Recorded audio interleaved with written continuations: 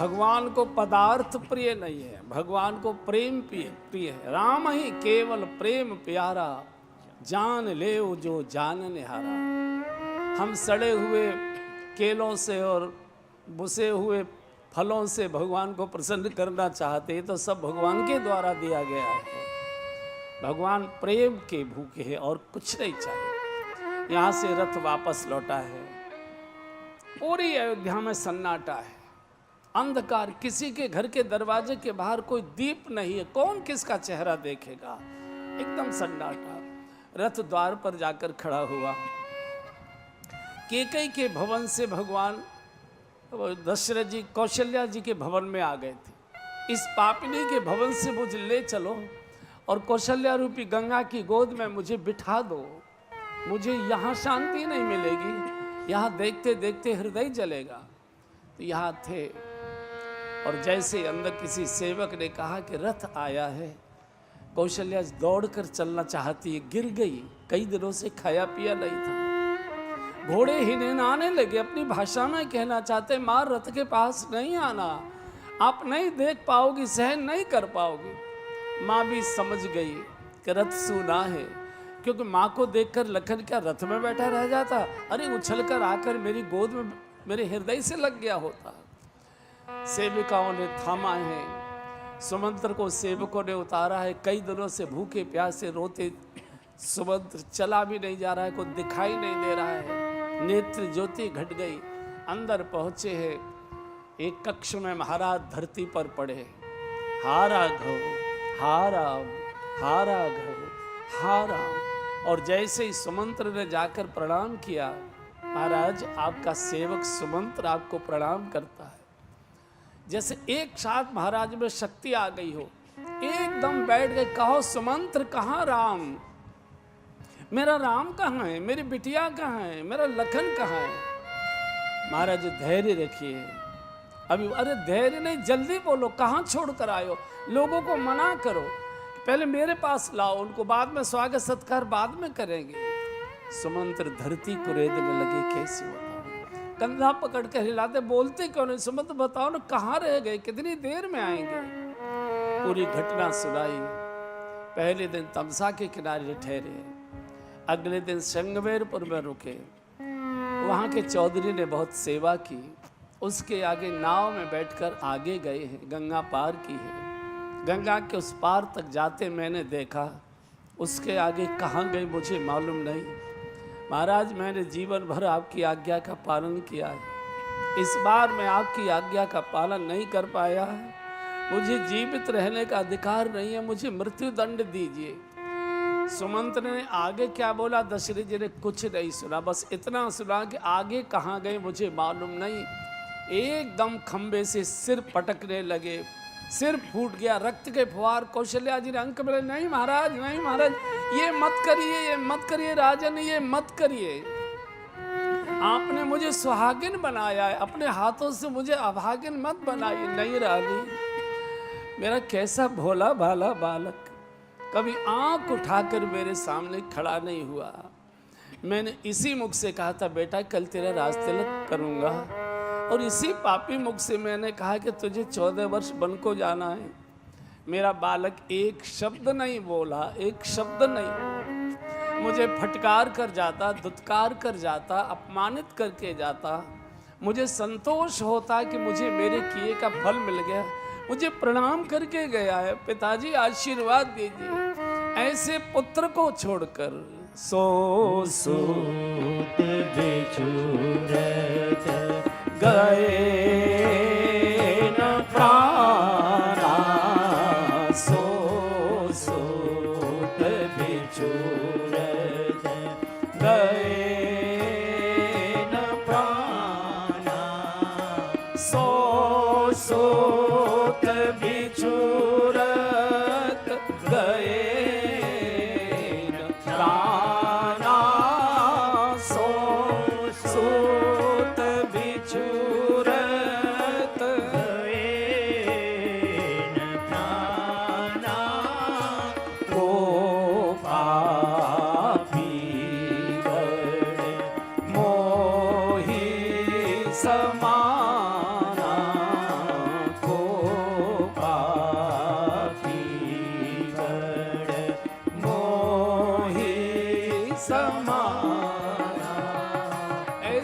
पुत्र को छोड़कर मैं जीवित रहूं, मेरे जैसा कौन पापी होगा।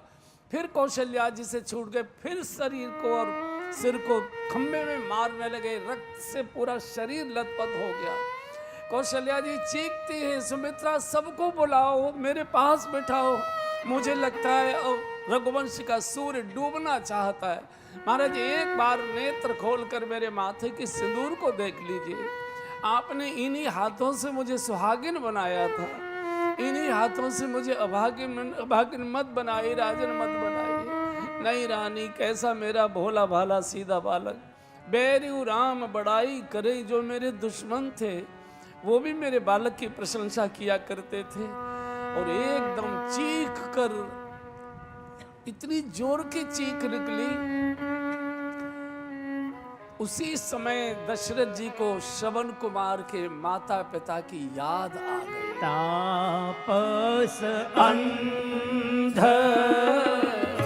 शाप सुधि आई, तापस अंध शाप सुधि आई, कौशल्या ही सब कथा सुनाई, कौशल्या ही सब कथा सुनाई।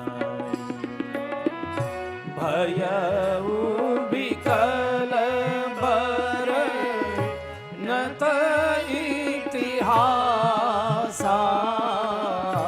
भयउ विकल बर नत इतिहासा,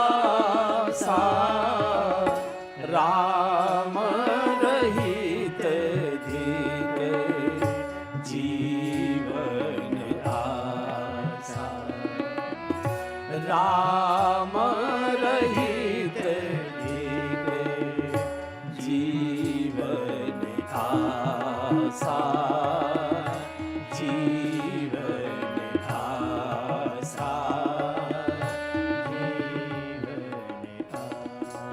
मरते समय दशरथ जी को श्रवण कुमार के माता पिता का श्राप याद आ गया। श्रवण कुमार के बूढ़े माता पिता दशरथ जी की आंखों के सामने जैसे खड़े दिखाई दे रहे। राजन रोइए, कितना रोओगे? याद करो तुमने हम बूढ़े अंधों को कैसा रुलाया था। रानी, इस पाप को मैंने तुमसे हमेशा छुपा के रखा था। श्रवण कुमार के माता पिता के श्राप की कहानी दशरथ जी कैकेयी जी को बता चुके थे, कौशल्या जी को नहीं बताई थी। आज कौशल्या जी को बता रहे। रानी, मुझे वो घटना ध्यान में आ रही है, याद आ रही है। मैं शिकार खेलने के लिए गया, देर रात तक मैं घूमता रहा वन में, लेकिन मुझे कोई शिकार दिखाई नहीं दी। इतने में सरयू के किनारे से दूर से बुड़ुक बुड़ुक की आवाज आई। मैंने सोचा कोई जंगली जानवर सरयू में जल पीने आया है, और मैंने दूर से ही वहीं से शब्द भेदी बाण छोड़ा। और जैसे ही मैंने तरकस से बाण को छोड़ा, वहां से चीख आई, अरे किस पापी ने मुझे मार डाला? मैंने तो कोई अपराध किया नहीं, मैं तो अपने अंधे बूढ़े माता पिता की प्यास बुझाने के लिए जल लेने आया था। अरे अयोध्या की धर्म की नगरी, धर्म धुरंधर गुण निधि ज्ञानी, यहाँ के महाराज दशरथ धर्मात्मा राजा की धर्म नगरी में कौन पापी पैदा हो गया जिसने निरपराध तीर्थ यात्री को मार डाला? रानी, मैं कांपते कांपते पैरों से किनारे किनारे किनारे किनारे चलता गया। दूर जाकर देखा सरयू के किनारे आधा शरीर पानी में, आधा शरीर की गीली बालू में एक युवक फड़फड़ा रहा था। जब मैं सामने जाकर खड़ा हुआ, कहा, अरे राजन, आपने मुझे मारा? मैंने तो कोई अपराध किया नहीं था, मैं तो अपने अंधे बूढ़े माता पिता की प्यास बुझाने के लिए सरयू का जल लेने आया था। मैंने किसी ज्योतिषी से पूछा था कि मेरे बूढ़े अंधे माता पिता की नेत्र ज्योति आए, इसके लिए कोई अनुष्ठान बताइए। उन्होंने कहा था कि तुम भारत के 67 तीर्थों की यात्रा अगर अपने माता पिता को करा दोगे तो तुम्हारे माता पिता की नेत्र ज्योति वापस आ सकती है। मेरे 66 तीर्थ पूर्ण हो चुके थे, केवल 67वां अयोध्या शेष बचा था। मैंने कहा राम जन्मभूमि का दर्शन माता पिता को करा दूं तो मेरे माता पिता की नेत्र ज्योति वापस आ जाएगी। मुझे नहीं मालूम था कि यहाँ आकर उनके बुढ़ापे का सहारा टूट जाएगा, उनके हाथ की लाठी कोई तोड़ देगा। ये तुमने क्या कर दिया राजन? ये शरीर की जलन को शांत करो। मेरे शरीर में से ये आपने जो जहरीला बाण लगाया इसको बाहर निकालो, मुझे शांति से मरने दो। और ये जल का पात्र लीजिए, अंदर झाड़ियों में मेरे बूढ़े अंधे माता पिता बैठे होंगे, पहले उनको जल पिला देना, उसके बाद कहना तुम्हारा श्रवण दुनिया से विदा होकर चला गया। अगर तुमने पहले कह दिया तो मेरे माता पिता प्यासे प्राण छोड़ेंगे, उनको प्यास से तड़प कर नहीं मरने देना रानी। मैं जल का पात्र लेकर धीरे धीरे, जब उस युवक ने तो शरीर छोड़ दिया मेरे आंखों के सामने, मैं जल का पात्र लेकर जब धीरे धीरे कांपते कांपते गया तो अंदर मेरी खड़खड़ाहट को सुनते ही बोल पड़े, अरे बेटा श्रवण, इतनी देर हो गई, कहाँ रह गए थे? कंठ सूखा जा रहा है, प्राण निकले जा रहे, जल तो पास में ही है, पक्षियों की आवाज़ आ रही है रात्रि को, पर जो जल के पक्षी होते हैं, इतनी देर कहाँ कर रही? बोलो ना बेटा, क्या बात है, क्यों नहीं बोलते? अच्छा, हमारे बूढ़े अंधों का भार तुमको अब सहन नहीं होता, कोई बात नहीं बेटा, हमको यही छोड़ दो, हम अपना प्रारब्ध यही भोग लेंगे।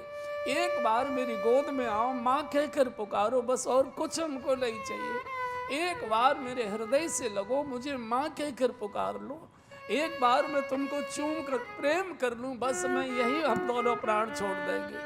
बार बार श्रवण बेटा बोलो भैया, क्या बात है? और जब मैंने कपकपाते हाथों से जल का पात्र आगे बढ़ाया कि मैं पापी दशरथ आपको जल लेकर आया हूँ और आपका बेटा तो मेरे पापी हाथों से दुनिया से विदा होकर चला गया, आप जल पी लीजिए। देवी, जैसे ही मैंने ये कहा, अंधों की दोनों माथे की आंखें जैसे बाहर निकल आई। अरे पापी, अच्छा हुआ विधाता ने हमको अंधा कर दिया, नहीं तेरे जैसे पापी का मुख देखते हमको भी पाप लग जाता। जल का पात्र तो फेंक दिया। ओ भैया श्रवण, ओ बेटा श्रवण, अभी नहीं जाना बेटा, हमको साथ लेकर जाना। गिरते हुए झाड़ियों में उलझते हुए पहाड़ पछाड़ खाते श्रवण बेटा आते आते सरयू के किनारे उन्होंने ऐसे हाथों से करके बेटे को पा लिया और बेटे से लिपट कर जो दोनों अंधे वृद्ध रोए हैं, कभी वो अपनी गोद में ले, कभी वो अपने हृदय से लगाए। बेटा बोलो, श्रवण बोलो, क्या हो गया, बोलते क्यों नहीं बेटा, बोलो बोलो। और वो जब नहीं बोला, मेरी आंखों के सामने चीख कर कहा, अरे पापी, हम तो जा रहे हैं, जो हमारे प्रारब्ध में लिखा था हम भोग कर जा रहे हैं, लेकिन कान खोल कर सुन लो, एक दिन तू 4-4 बेटों का बाप बनेगा, लेकिन अंत समय में तुझे कोई बेटा पानी की एक बूंद देने वाला तेरे पास नहीं होगा, तुझे तड़प के मरना पड़ेगा। और सुन पापी, हमारे बेटे की पवित्र लाश को स्पर्श नहीं करना। अंधों ने अपने आप ही ऐसे ऐसे कूड़ा, पत्ते सूखे बटोरे, डंडियाँ सूखी जंगल से बटोरी, चिता बनाई और बेटे को गोद में लेकर योगाग्नि से अग्नि प्रकट की। दाह हो गई रानी, इस पाप को मैंने तुमसे हमेशा छुपा के रखा था, अब मेरा अंतिम समय आ गया। और राम राम कहे, राम कहे, और राम राम कहे राम, तनु परिहर रघुबर विरहे, राव गए 6 बार राम राम राम राम राम राम। आज 6ठा दिन था भगवान को गए हुए। कौशल्या जी की गोद में लुढ़क गए, चीख पड़ी कौशल्या, नहीं नहीं विधाता, ये नहीं हो सकता। सुमित्रा दौड़ी, बाकी रानियां, सुमित्रा अयोध्या का भाग्य फूट गया। वो रात्रि के 12 बजे का समय, हाहाकार मच गया राजभवन में। करे बिलाप सब रोवहि रानी, करी बिलाप सब रोवहि रानी, महाविपति की जाई बखानी, महाविपति गाई बखानी। सोने बिलाप दुख हूँ दुख लागा, सोने बिलाप दुख हूँ दुख लागा, धीरज हूँ कर धीरज भागा, धीरज हूँ कर धीरज। पूरी अयोध्या जाग गई, पशु पक्षी सब अपनी अपनी भाषा में चीखने लगे। गोस्वामी जी ने दशरथ जी की मृत्यु पर और जीवन पर एक साथ दोनों प्रमाण पत्र दे दिए। जीवन मरण फल दशरथ पावा, जीवन मरण फल दशरथ पावा, अंड अनेक अमल जसु छावा, अंड अनेक अमल जसु छावा, जियत राम विधु बदन निहारा, जियत राम विधु बदन निहारा, राम मेरे है करी मरण समारा, राम मेरे है करी मरण समारा, आज जियन मरण फल दशरथ पावा, जियन मरण फल दशरथ पावा। जन्म लेने का और मृत्यु का दोनों का फल दशरथ जी को एक साथ प्राप्त हो गया। जब तक जीते रहे श्री राम मुखचंद्र का दर्शन करते रहे, प्राण छोड़े तो राम राम कहि राम, कहि राम राम कहि राम। वो इसलिए अंत समय में राम मुख में आए चूंकि पूरा जीवन राम में ही डूबा हुआ था, राम में ही डूबा। और अंत समय में मन वही रहता है जहां मन जीवन भर अटका हुआ रहता है। कोई सोचे जीवन भर तो गप्पे हाँकते रहेंगे, दुनिया के कुकर्म करते रहेंगे, दुनिया की राजनीतिक चालबाजियां करते रहेंगे, और मरते समय पंडित जी को गीता का पाठ बिठा देंगे तो स्वर्ग में पहुंच जाएंगे। पंडित जी को और नरक में ले जाओगे। जिसने जीवन भर गालियां ही दी हैं वो मरते समय गीता नहीं सुनेगा। गीता भी वही सुनेगा जिसका गीतमय जीवन रहा है, संगीतमय जीवन रहा है, नृत्यमय जीवन रहा है, आनंदमय जीवन रहा है, वही गीता सुनेगा। तो मरते समय जहां मन हमारा है और मन वही रहता है जहां जीवन भर। यहाँ किसी ने एक बार प्रश्न कर दिए किसी आचार्य से कि मान लीजिए किसी ने जीवन भर भगवान के नाम का सुमिरन किया और अंत समय में किसी कर्म के प्रतिफल फलस्वरूप, किसी प्रारब्ध के परिणाम स्वरूप वो कोमा में आ जाए, फालिज गिर जाए, मूर्छित हो जाए, चेतना शून्य हो जाए और वो कुछ न सुन सके न बोल सके, उस समय अगर उसकी मृत्यु होती है तो उसकी क्या गति होती है?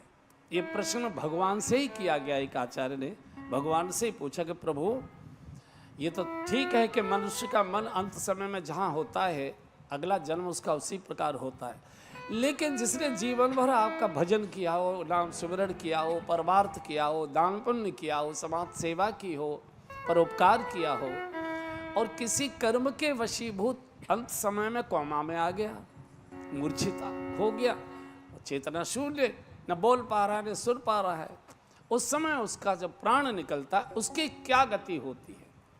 भगवान ने कहा है कि जिसने जीवन भर मेरे नाम का सुमिरन किया, शुभ कार्य किए, जीवन शुभ जिया, परमार्थ किया, धर्म रक्षा किए, जो कुछ भी शुभ कार्य हो सकते सब किया, लेकिन किसी कर्म के वशीभूत, किसी प्रारब्ध के वशीभूत अंत समय में वो चेतना शून्य है, मूर्छित हो गया, तो उसके ओर से मेरी जिम्मेदारी होती है कि उसके पास बैठकर मैं हरि नाम लेता हूँ, अपने लोक लाता हूँ। ये जिम्मेदारी मेरी होती है। ये भगवान का ये निर्णय है, भगवान की घोषणा है। जिसने जीवन भर लिया और अंत में नहीं ले पा रहा है, ये जिम्मेदारी मेरी होती है। मैं उसको यमदूत के हाथ नहीं ले जाने देता, मैं स्वयं विमान में बिठाकर अपने लोक लाता। इसलिए अंत समय में मुख से हरि नाम आए, उसके लिए आवश्यक है कि हर समय गुनगुनाइए। श्री राधे गोपाल भज मन श्री राधे, श्री राधे गोपाल भज मन श्री राधे, राधे श्री राधे गोपाल भज मन श्री राधे, श्री राधे गोपाल भज मन श्री राधे, श्री राधे जय जय राधे राधे, श्री राधे जय जय राधे, ओ राधे श्री राधे जय जय राधे राधे, श्री राधे जय जय राधे, राधे श्री राधे गोपाल भज मन श्री राधे, श्री राधे गोपाल भज मन श्री राधे। अंत समय में जिम्मेदारी भगवान की होती। हमने अपनी आंखों से देखा, छोटे बच्चों को मुर्दा देखने का बड़ा शौक होता है। अच्छा, माता विशेषकर माताएं जाने नहीं देती बच्चे को, नहीं नहीं भूत हो जाएगा, नहीं नहीं घर में बैठो, यहाँ बैठो, जाना नहीं, उधर जाना नहीं। क्यों?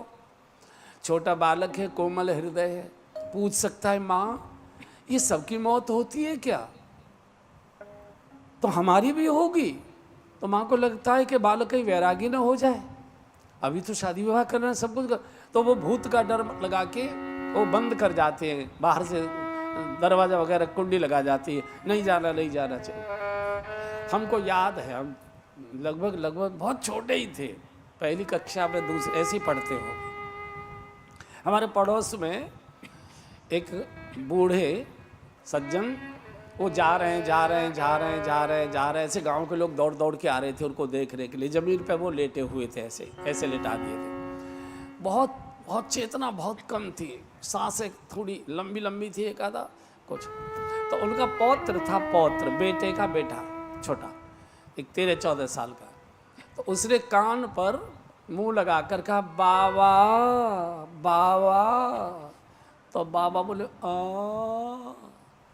कहाँ लेओगे, कछु चाहिए? बोले दरम दरम दलेबी, गरम गरम जलेबी। अच्छा ये बताओ, जो मरते समय गरम गरम जलेबी मांग रहा है, उसका जन्म कहाँ होगा? हलवाई के यहाँ। है? हलवाई के यहाँ तो भाग्यशाली का होता है, जिसने जीवन भर मीठा व्यवहार किया हो। हलवाई क्या नहीं होगा, हलवाई के दुकान के फट्टे के नीचे होगा। कढ़ैया कौन चाटेगा, डंडे कौन खाएगा? तो अंत समय में हरि नाम आए, इसके लिए शुभ कार्य से अपने को जोड़िए, शुभ कार्य से जोड़िए। मुझे एक बार पूछ लिया किसी ने, आप परमार्थ की चर्चा करते हैं, शुभ कार्य की चर्चा, ये शुभ कार्य परमार्थ का मापदंड क्या है, किसको कहेंगे? हमने कहा हमारे जिस कार्य से दूसरे को सुख मिलता हो, दूसरे का दुख दर्द दूर होता हो, निराशा में डूबे हुए को आशा का संचार होता हो, निराशा में गिरे हुए व्यक्ति को खड़े होने का सहारा मिलता हो, चलने की हिम्मत बढ़ती हो, और हमको कोई उससे आर्थिक लाभ न होता हो, वही परमार्थ का कार्य है, वही धर्म का कार्य है, और दूसरा कोई मेरे समझ में यही परिभाषा है परमार्थ की। हमारे द्वारा कोई निराशा में डूबा, कराहता हुआ मुस्कुराने लग जाए, बैठा हुआ खड़ा हो जाए, खड़ा हुआ व्यक्ति चलने लग जाए, निराशा टूट जाए, उत्साह से भर जाए, और हमको उससे कोई आर्थिक लाभ न हो। अनुभव कहता है कि परमार्थ के नाम पर ही व्यापार होता है, परमार्थ के नाम पर ही अनेक प्रकार के व्यापार ही होते। बोर्ड तो बहुत अच्छे लग जाते हैं, लेकिन बोर्ड के पीछे जो लोग खड़े होते हैं आप देखिए कि कितने समाज सेवा के बोर्ड आपने देखे होंगे, यहाँ ये होगा, ये होगा, ये होगा, और कुछ दिनों के बाद काले शीशे लग जाते हैं, लंबी लंबी गाड़ियाँ आ जाती हैं, हर तीसरे साल दूसरे साल गाड़ियाँ बदल जाती हैं। हो तो परमार्थ का अर्थ है कि रोते हुए कि चेहरे पर मुस्कुराहट आ जाए, निराशा में डूबा हुआ व्यक्ति खिलखिलाकर खड़ा हो जाए, न चलने की इच्छा करने वाला व्यक्ति दौड़ने लग जाए, और हमको उससे कोई आर्थिक लाभ न हो, वही परमार्थ का कार्य है। और उस दृष्टि से श्री हरि ये जो हमारा अनुष्ठान चल रहा है, इससे बड़ा और कोई परमार्थिक अनुष्ठान आपको दिखाई ही नहीं देगा ऐसा, जहाँ से किसी को कोई आर्थिक लाभ नहीं है, केवल देना ही देना है, जिससे कुछ अर्जित ही नहीं करना। हमको अर्जित एक ही चीज करनी है, रोते हुए के आंसू पोंछ रहे हैं, निराशा में डूबा हुआ व्यक्ति मुस्कुरा रहा है, लेटा हुआ बैठा हुआ व्यक्ति घुटने पकड़कर बैठा है, उछलकर खड़ा हो रहा है, दौड़ने की इच्छा कर रहा है, खुशियों में डूबा हुआ है। यही सबसे बड़ी पूजा है, यही सबसे बड़ा भजन है, यही सबसे बड़ी साधना है, यही सबसे बड़ा तीर्थ है। चरण राम तीर्थ चले जाएं, आए विषय आएगा। भगवान किसके हृदय में निवास करते? बोले चरण राम तीर्थ चले जाई, राम बसव तिनके मन माही। एक तो तीर्थ होते हैं, हरिद्वार है, वृंदावन है, मथुरा है, रामेश्वरम है, ये भौतिक तीर्थ है। आध्यात्मिक तीर्थ कहते हैं भूखे नंगे रोग भरे सिसकते रोते कराहते निराशा में डूबे फटे हाल भूखे और अनेक प्रकार की विपदाओं से घिरे हुए, ये हैं तीर्थ। इनको कहते तीर्थ। इनकी जो सेवा करे, इनके चेहरे पर मुस्कुराहट लाए, इनको हाथ का सहारा देकर खड़ा कर दे, इनके चेहरे पर आनंद आ जाए, इनमें साहस और उत्साह भर जाए, ये आगे बढ़ने लगे, ये तीर्थ है। आगे प्रसंग आएगा, चरण राम तीर्थ चल जाहि, राम बसहु तिनके मन माहि। तो दशरथ जी का शरीर छूट गया, रात्रि का समय, प्रातःकाल वशिष्ठ जी आए हैं, रानियों को सांत्वना दी है। कौशल्या जी को बहुत समझाया, रानी न राम है यहाँ, न लखन है, न भरत है, न शत्रुघ्न है, महाराज भी चले गए, सारे राज्य की जिम्मेदारी आपके ऊपर है, आप थोड़ा धैर्य रखिए। और यहाँ से 2 सेवकों को पत्र लिखकर भेजा है, बोले जाओ भरत को जाकर पत्र देना। कौशल्या जी ने कहा कि अयोध्या की किसी घटना के बारे में भरत को बोलना नहीं, मैं भरत को जानती हूँ, भरत ने मेरा दूध पिया है, मेरी गोद में खेला है भरत। केकई का दूध राम जी पिया करते थे, कौशल्या का दूध भरत जी पिया करते थे। था क्या, ये दोनों भाई एक जैसे थे, भरत राम ही की अनुहारी, सहसा लख न सके नर नारी। बिल्कुल दोनों रूप रंग स्वभाव से एक जैसे। जल्दबाजी में कौशल्या जी भरत जी को उठा ले जाती थी और केकई जी राम जी को उठा ले जाती। कुछ दिनों में ये चर्चा हो गई, बालक बदल जाते हैं। तो वशिष्ठ जी के पास समाचार गया कि आपने नामकरण तो कर दिया राम और भरत, लेकिन बालक बदल जाते। केकई कहती है मैं राम को उठा लाती हूँ, कौशल्या जी कहते हैं मैं भरत को उठा लाती हूँ, इनकी कोई पहचान तो बताओ।